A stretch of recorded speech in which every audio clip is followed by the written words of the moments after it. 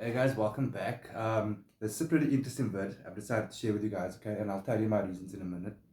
So going to the new subscribers, thank you and welcome guys. If you like the vids, the knowledge I'm sharing, the information I'm just sharing with you guys, show the like. It's not gonna hurt you. Share the vids, guys. You truly never know who needs to hear these teachings and lessons out there. I've come across way too many cases where people are either in need, they're lacking, they're suffering, and they want to go just to conventional methods, which is, I don't, I'm not against that.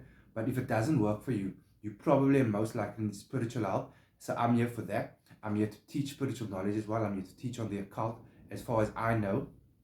And I think I'm pretty generous about it. And guys, if you feel you like my energy, you like my knowledge, you like what I'm teaching and sharing, keep it in mind, I can't truly give everything out. But if you like what I do share and you need help from spell work to a consultation, that we discuss either what you're going through in life right now, what it is you're looking for, what you desire, up in your vibration, a teaching on LHP, a teaching on magic or meditation, anything like that. We discuss all of that, guys. And of course, I offer the invocation tarot reading.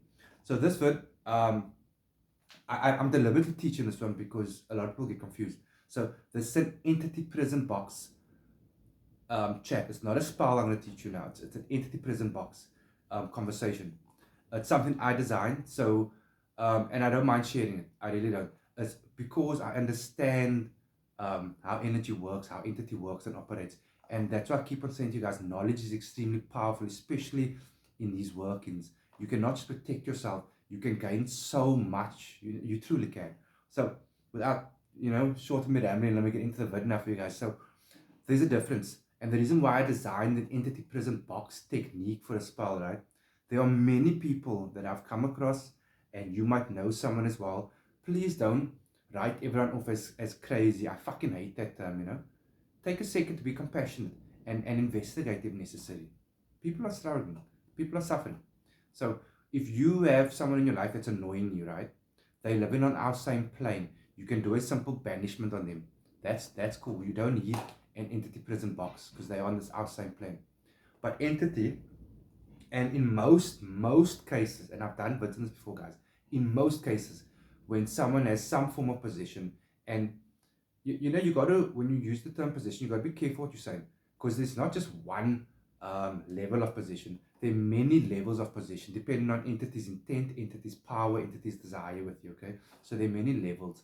So it can be on like an astral nightmare level to full on possession, which is from here to there. It's massive and in between. So keeping in mind, most cases these are lower level demons, and they actually, you got to remember there are many different factions, not just what you know the Goetia. There are many different factions, and they all have these lower level fuckers running around trying to catch on shit, feeding on our energy. Okay, so if you experience anything like this, um, I do suggest, and this is not a sales pitch, I do suggest getting in touch with me. Let me investigate with you and do the spell for you, and I will give you your ritual that you have to do on your end, because it's quite a fight. These are big spells, these are battles.